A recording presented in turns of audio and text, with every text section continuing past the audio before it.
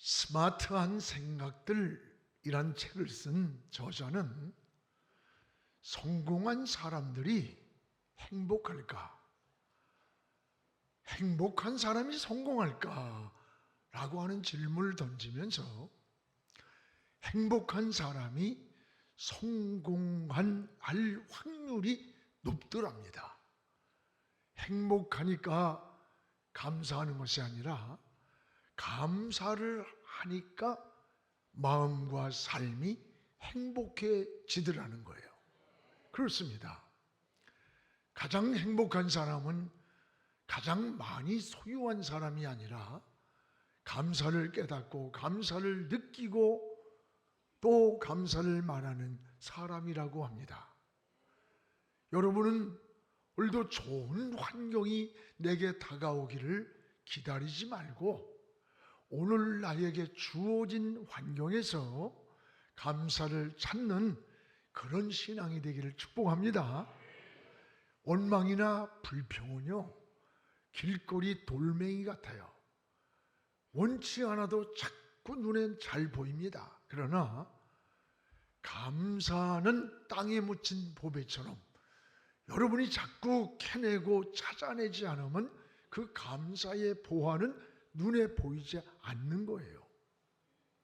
저는 늘 이런 생각을 하면서 하나님께 감사 기도를 드릴 때가 참 많습니다.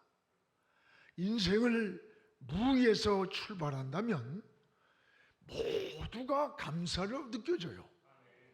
우리의 마음을 비교점을 제로에다 두면 내가 입고 있는 옷 한 벌이 감사하고 먹고 있는 밥 한 끼가 감사한 거예요.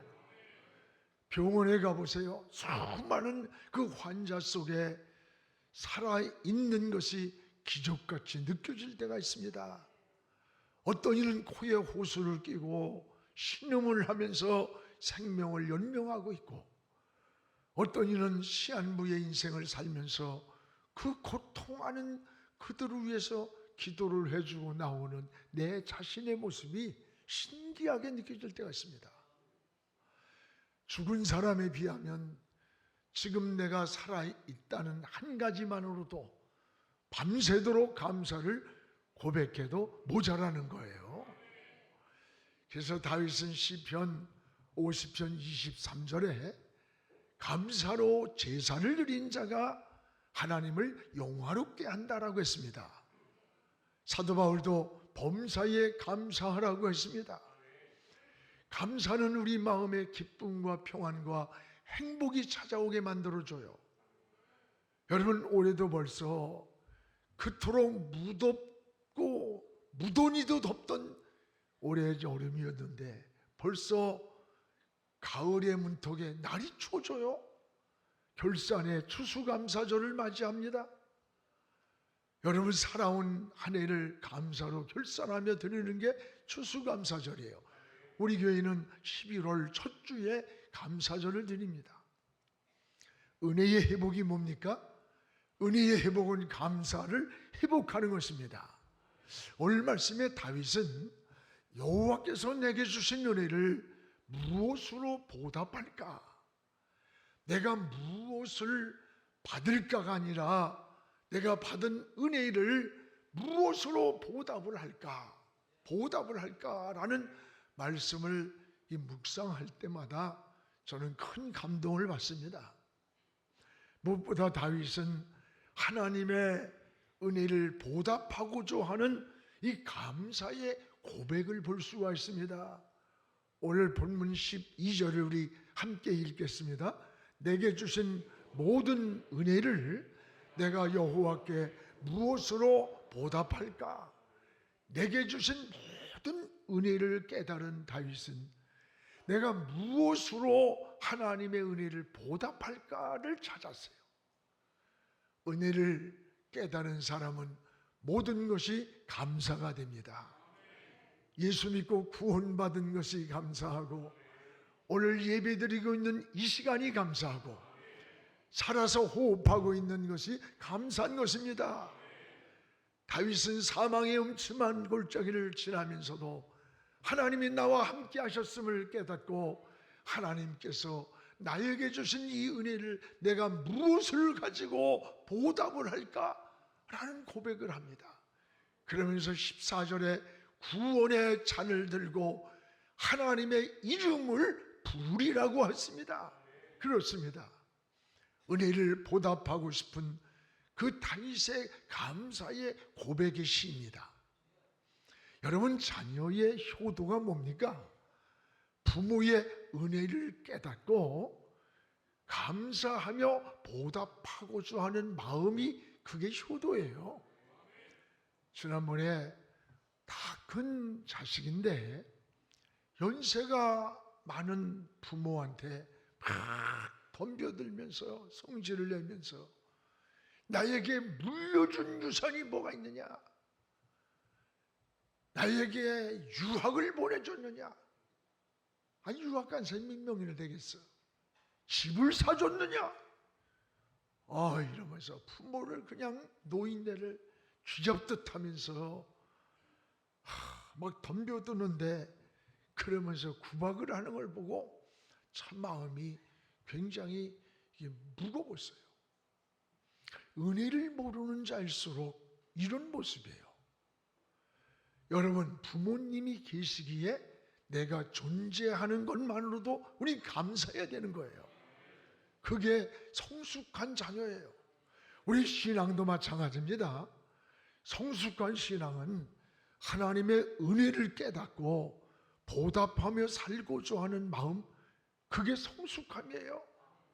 보답이 뭐예요? 내가 무엇을 얻을까, 무엇을 받을까가 아니라 내가 무엇을 드릴 수 있을까라고 생각하는 게 이게 보답이에요.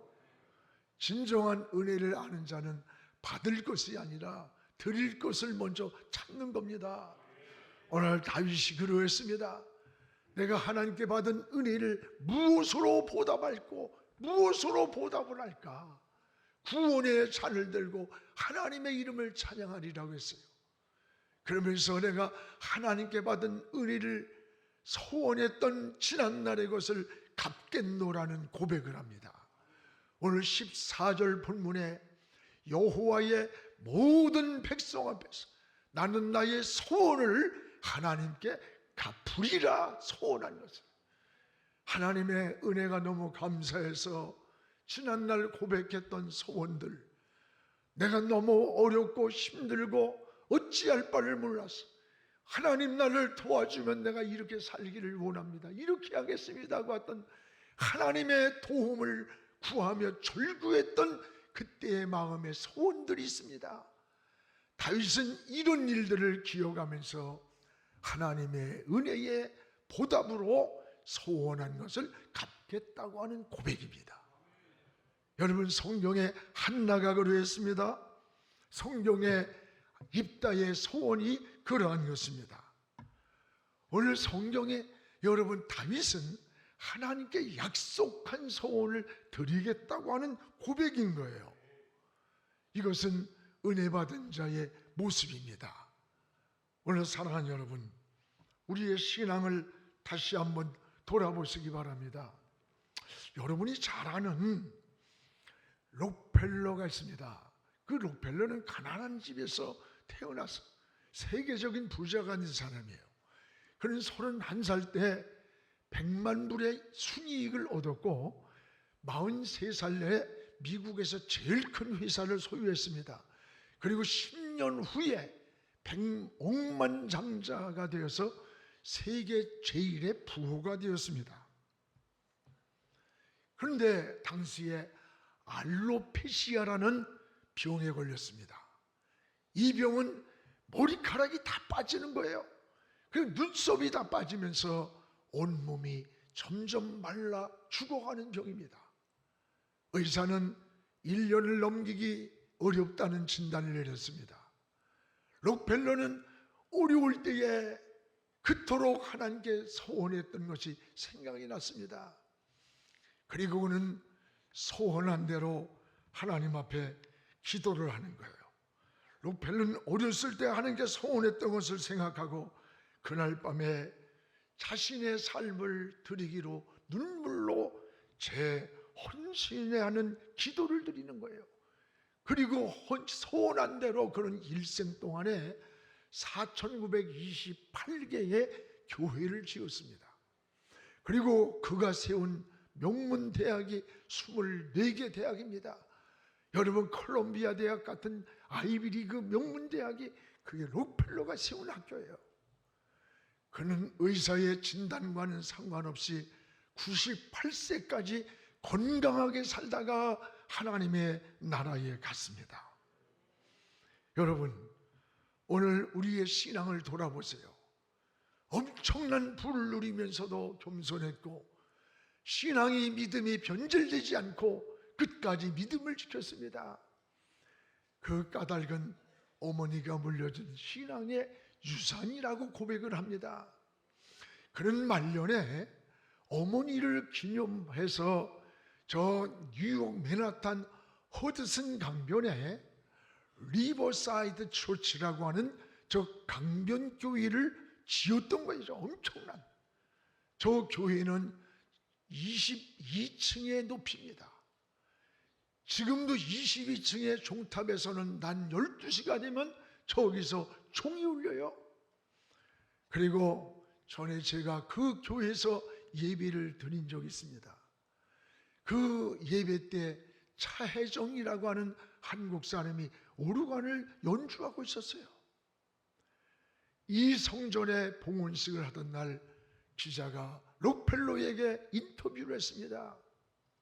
어떻게 이렇게 엄청난 거부가 될 수가 있었습니까? 저의 어머니는 가난했습니다.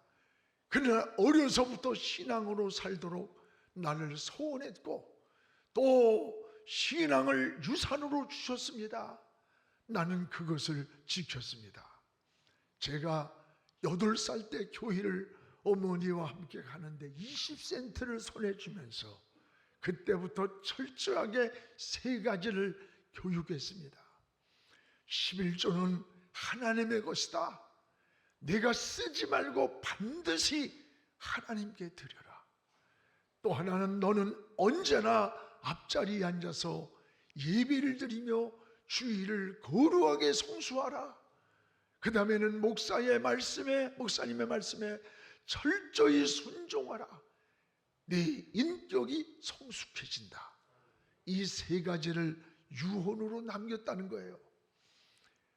어머니가 물려준 신앙의 유산으로 내가 이렇게 축복을 받았노라고 그는 인터뷰를 했습니다. 그렇습니다. 여러분, 다윗은 오늘 하나님께 소원한 것을 반드시 내가 갚으리라고 고백을 하면서 하나님의 은혜를 잊지 않고 보답하는 그 감사의 고백을 볼 수가 있습니다. 우리가 성숙한 신앙이 뭡니까? 은혜를 보답하며 사는 게 성숙한 신앙인 것입니다. 사랑하는 여러분, 우리의 신앙을 돌아보세요. 여러분, 은혜를 망각하고 삽니까? 내가 풍요하니까? 아니에요. 어렵기 때문에? 아니에요. 오늘 우리의 신앙을 다시 보답하며 살고자 하는 하나님을 섬기는 마음은요, 부모가 자식에게 기대하는 것과 하나님의 우리를 향하여 기대하는 것과 같은 거예요. 이게 자식이 부모를 섬기는 것이나 우리가 하나님을 섬기는 것이나 같은 원리인 거예요. 또 하나, 다윗은 따라합시다. 역경 중에, 그 역경의 시련 중에도 구원의 은혜를 감사로 고백하는 걸 보게 됩니다. 오늘 13절을 우리가 읽겠습니다. 내가 구원의 잔을 들고 여호와의 이름을 부르리라. 내가 내게 주신 은혜를 무엇으로 보답할꼬? 내가 구원의 잔을 들고 여호와의 이름을 부르리라. 여러분, 다윗이 지금 뭐가 잘 되고 풍성하고 흥해서 하는 고백이 아니에요. 역경 중에 드리는 감사의 고백이에요. 그래서 오늘 8절에 보면 주께서 내 영혼을 사망에서, 내 눈을 눈물에서, 내 발을 넘어짐에서 건지셨나이다. 여기에 3가지가 나와요. 건지셨다는 말씀이.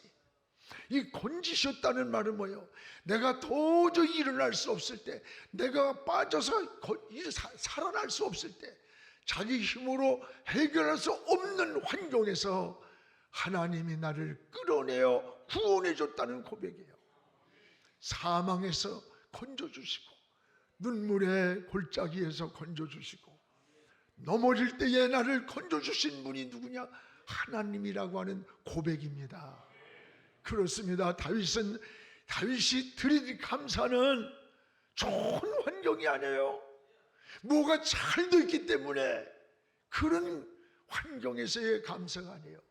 사망과 눈물의 골짜기를 지나면서도 여러분 절망과 좌절에서 죽음의 위협을 넘기면서도 드려진 감사라고 하는 거예요. 환난과 시험 속에서 드린 감사입니다. 고난 속에서도 도저히 드릴 수 없는 현실에서 드려진 감사라는 것을 알 수가 있습니다. 여러분, 우리도 인생을 살다 보면 여러분의 환경이 때로는 도저히 감사가 나올 수 없는, 이해가 되지 않는 절망과 시련과 고난을 만날 때가 있지 않습니까? 여러분이 많이 부르는 찬송가 중에서 549장이 있습니다. 저도 이 찬송을 참 좋아해요. 내 주여 뜻대로 행하시옵소서. 이 찬송시를 지은 분이 여러분 잘 아는 슈몰크 목사님 아닙니까? 어느 날 슈몰크 목사 내외가 먼 지역의 신방을 마치고 집에 돌아와 보니까 목조 건물이었던 사택이 불이 나서 다 타버렸어요. 슈몰크 목사님 내외는 집을 보던 어린 아들 형제가 있었는데 이름을 불러도 아무 반응이 없어요. 불길한 생각이 들어서 타다남은 잿더미를 들춰보았더니 거기에 어린 두 형제가 서로 부둥켜 안고 불 속에서 다 죽었어요. 슈몰크 목사님은 새카맣게 타버린 두 아들의 시신을 앞에 놓고 무릎을 꿇고 막 몸부림을 치면서 우는 거예요. 아무것도 어떤 것도 붙잡을 수도 찾을 수도 없는. 여러분, 자식이 죽으면 부모의 가슴에 묻는다는 거야. 여러분, 부모가 죽으면 기억으로 끝나지만 자식은 부모의 가슴에 묻히는 거예요.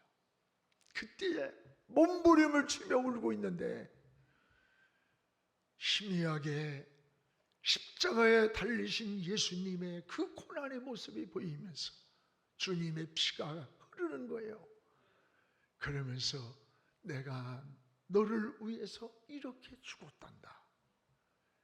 그때 하나님께서 주시는 그 위로와 그때 주시는 그 십자가의 주님을 바라보면서 지은 찬송가 가사의 시가 549장이에요.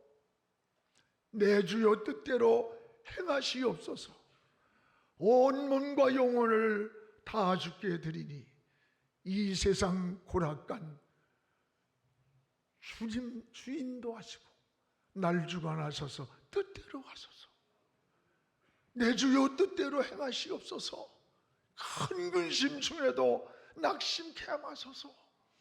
주님도 때로는 울기도 하셨네. 날 주관하소서. 뜻대로 하소서. 내 주여 뜻대로 하옵소서.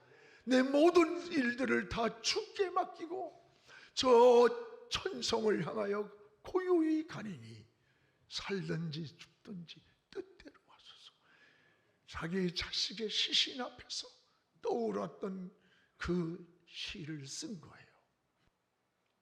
도저히 이해할 수 없는 환경에서 원망하고 절망할 수밖에 없는 그 환경에도 불구하고 십자가의 주님을 바라보며 인생의 모든 일들을 하나님께 맡긴다고 하는 이런 고백, 여러분, 이것은 저 천국에 대한 부활의 소망, 구원의 확신이 없이는 할 수 없는 고백 아닙니까? 우리는 시편을 읽으면서 구구절절히 발견하는 두 가지가 뭡니까? 어려움과 시련, 사망의 골짜기를 지나면서도 사방을 둘러 두리번거리지 않고 하나님께 무릎을 꿇으며 하나님께 매달리며 기도하는 기도의 모습이 보이고, 하나는 그럼에도 불구하고 감사를 고백하는 게 시편의 모습 아닙니까? 구구절절의 기도와 감사의 고백을 볼 수가 있는 거예요. 좋은 조건에서가 아닙니다. 구원의 잔을 들고 여호와의 이름을 부르리라고 하는 이 고백. 하나님은 이스라엘 백성들을 향해 애굽에서 구원받은 것을 감사하라는 거예요. 그렇습니다. 그래서 성경에는 세 가지 구원이 있습니다. 하나는 영혼의 구원이 있습니다. 여러분 예수 믿고 하나님의 자녀가 될 때 여러분을 사망에서 생명으로 옮겨주셨습니다. 마귀의 자녀가 하나님의 자녀가 되었습니다. 지옥 갈 영혼이 천국 백성이 되었습니다. 또 하나는 정신적 구원이에요. 근심에 있는 자를 평안으로 만들어 주시고, 절망에서 소망을 주시고, 억압에서 불안에서 낙심에서 두려움에서 자유와 진리가 해방을 주신 거예요. 또 하나는 육체적 구원입니다. 질병에서 우리를 건져 주십니다. 실패해서 회복시켜 주시고, 무너진 삶에서 우리를 일으켜 주시는 은혜인 것입니다. 하나님의 구원은 전인적인 구원입니다. 영혼만 구원하는 게 아니에요. 여러분 정신도 육체도 삶의 현장 모든 영역에 우리를 구원해 주시는 하나님이십니다. 그래서 여러분, 하나님은 전인적 구원을 우리에게 주시는 거예요. 오늘 다윗은 구원하신 하나님께 감사를 드렸습니다. 성도는 구원받은 은혜를 찬송하고 하나님께 감사를 드려야 되는 거예요. 이것이 성숙한 신앙의 은혜인 것입니다. 이제 여러분 감사를 회복하고 기도를 드려도 감사를 찾으며 고백하시기 바랍니다. 어둠과 절망과 좌절의 어둠의 그늘이 사라지고 여러분의 앞에 밝은 빛이 비춰올 것입니다. 또 하나, 다윗은 이 죽음 앞에서 감사하리라는 3차원의 고백을 드리는 거예요. 오늘 15절의 본문을 함께 읽겠습니다. 그의 경건한 자들의 죽음은 여호와께서 보시기에 귀중한 것이로다. 경건한 자들의 죽음은 귀중한 것이다. 하나님 보시기에. 믿음의 사람들만이 드릴 수 있는 이 죽음 앞에서 드리는 3차원의 감사. 누구나 죽음 앞에 서면 약해져요. 죽음이 끝이 나는 생각을 하기 때문에 그래요. 죽음은 가장 무서운 강적입니다. 죽음 앞에 여러분 강한 자 없습니다. 그런데 죽음이 눈앞에 다가오는데도 죽음을 두려워하지 않고 죽음에서 설레이며 저 영원한 하늘나라를 바라보는 사람이 있습니다. 사도 바울이었습니다. 디모데후서 4장 7절 8절 보면 나는 선한 싸움을 싸우고 믿음을 지켰다. 이제후로 나를 위해서 하나님이 의의 면류관을 예비해 놓고 저 천국에서 기다리고 계시는데, 나만이 아니라 여러분이 믿음을 지키고 살면 여러분도 이와 같은 면류관을 준다고 고백을 합니다. 죽음 앞에서 설레이는 이 3차원의 신앙의 모습입니다. 모세가 그랬습니다. 신명기 34장 7절에 120세에 죽었습니다. 그러나 그에게는 4가지 특징이 있습니다. 죽을 때까지 눈이 흐리지 않았습니다. 이는 육신의 눈보다 하나님을 바라보는 신앙의 눈이 끝까지 어둡지 않은 겁니다. 또 하나는 죽을 때까지 기력이 쇠하지 않았습니다. 여러분 이 세상 떠날 때까지 육체의 기력만이 아니라 하나님을 바라보는 신앙의 에너지가, 믿음의 기쁨과 승리가 쇠하지 않기를 축복합니다. 또한 모세는 모세와 같은 선지자가 과거에도 현재에도 미래에도 다시 일어나지 못하리라고 했어요. 또 하나는 모세는 하나님을 직접 대면한 자라고 했습니다. 다윗은 15절에 경건한 자들의 죽음, 이 경건한 자들의 죽음은 여호와께서 보시기에 귀중한 것이라. 경건한 자가 누굽니까? 믿음으로 사는 사람들이에요. 신앙으로 사는 사람들이에요. 하나님의 사람들의 죽음은 끝까지 그 죽음이 은혜요, 축복이요, 소망이라는 사실이에요. 올해도 벌써 결산하는 추수감사절이 다가옵니다. 우리 11월 첫 주에 모두가 매년마다 추수감사절을 지내요. 우리는 감사절을 앞두고 한 주간 동안 전 성도가 감사의 특별 새벽 기도회를 드립니다. 여러분만이 아니에요. 자녀들까지 나와서 새벽을 깨우십시오. 그리고 감사를 매일같이 고백하며 드리시기 바랍니다. 놀라운 은혜를, 놀라운 경험을, 놀라운 축복의 통로를 깨달을 것입니다. 사랑하는 여러분, 감사는 따라합시다. 축복의 통로다. 그렇습니다. 진정한 감사는 입으로만 하는 것이 아니고 마음으로만 하는 것도 아닙니다. 입술로 고백하고 마음에 깨달은 감사를 행동으로 옮길 때 그것이 진정한 감사요, 축복의 열매가 되는 거예요. 보답한다. 내가 무엇으로 보답하랴? 보답한다는 것은 행동을 말하는 거예요. 하나님의 은혜를 행동으로 보답하시기 바랍니다. 특별히 한 주간 특별 새벽 기도에 달려나오십시오. 감사의 기도를 많이 드리시기 바랍니다. 하나님이 가장 기뻐하시며 여러분의 기도를 금양로에 담아 하나님의 보좌에 다 올려서 응답을 누리는 귀한 역사가 일어나리라고 축복합니다. 기도하겠습니다. 살아계신 우리 아버지 고맙습니다. 오늘도 하나님 앞에 믿음의 믿음을 고백합니다. 하나님 아버지, 여호와께서 주신 은혜를 무엇으로 보답할고 하나님의 은혜를 깨달은 저희들 이제 은혜를 보답하며 사는 성숙함을 주옵소서. 구원받은 것을 감사하고 이제껏 살아가고 있음을 감사하고 하나님 오늘도 예배드리고 있음을 감사하게 하시고 보답하며 사는 신앙의 삶으로 우리의 앞날을 축복하여 주시옵소서. 예수님 이름으로 기도하옵나이다. 아멘.